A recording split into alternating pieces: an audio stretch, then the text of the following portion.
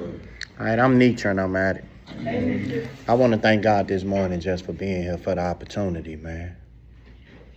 Because I stepped out my door this morning, man, and it was like the car was all froze and stuff like that, right? And I was reminded when I was out there homeless and didn't have nowhere to go. So every day I wake up, I choose to wake up with some gratitude. It say that a grateful addict ain't gonna put no dope in, because I know what it's gonna do, right? I got about $30 in my pocket right now, right? And I let this disease tell me that all I need is just one. I could give me one. I've been clean 2-3 years. I should be able to control it at this point. But the literature says that what makes me an addict, like Mr. Bible was just saying, is my reaction to it. So once I put it in, I'm unable to stop. I can't stop. I can't stop. Regardless of the negative consequences, it almost forces me to continue. Everybody telling me I got a problem, I'm the last one to know. Yeah. I ended up in this homeless shelter, man. Broke, busted, and disgusted. What makes up the disease of addiction is obsession and compulsion. Obsession being a fixed idea that take me back. Never take me forward, it always take me back. To when I got piles dumping on the table and everything is going good and everybody running around naked. But it don't ever show me the end when I'm sitting up there and I spent all my money up and now I can't go home.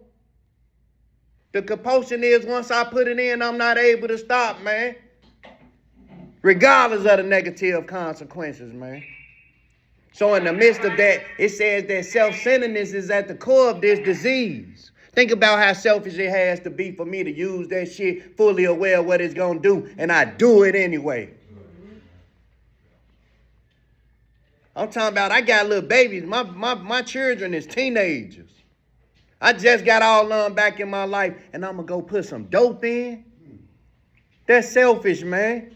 I can't even be responsible for my responsibilities.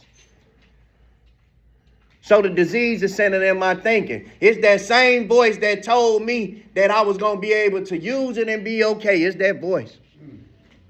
Even though all the evidence is showing every time I done touched it, it done threw me out the frame.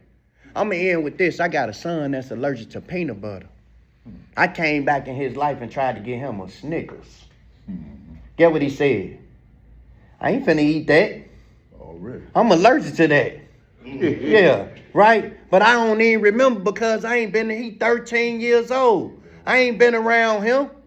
He said, I ain't finna eat that. Now, this the same little fat little boy that be getting all the zoom-zooms and wham-whams on, eating them all on top of the refrigerator, getting whooped with stitching cords and stuff like that. But when you try to give him this Snicker, He wouldn't take it.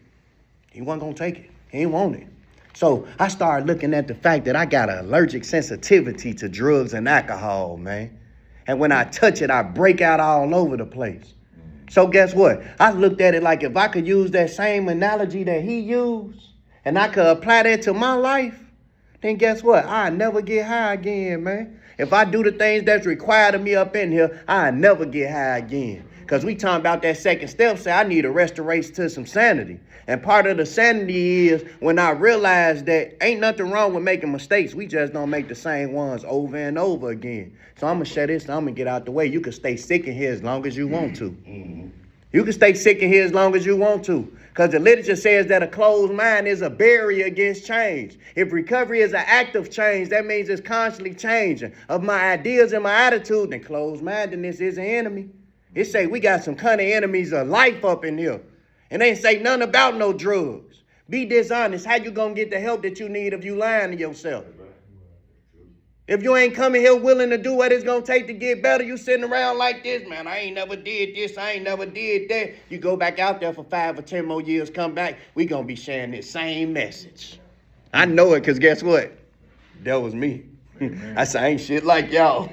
I ain't never did that before. Went out there 5, 10 more years, had to come back and admit the fact, man, my name Nitra and I'm an addict. So there's nothing shameful about being an addict, provided we accept our dilemma honestly and take positive action. Being an addict to me today just means that I got limitations. There's certain things that I can't do and be okay. And using drugs and drinking is one of those things. So the message won't change. You're right where you're supposed to be at. It'll always be hope that an addict, any addict could stop using drugs, lose the desire to use, and find a new way to live. Thank y'all for letting me share. I keep coming back. Thank you for sharing.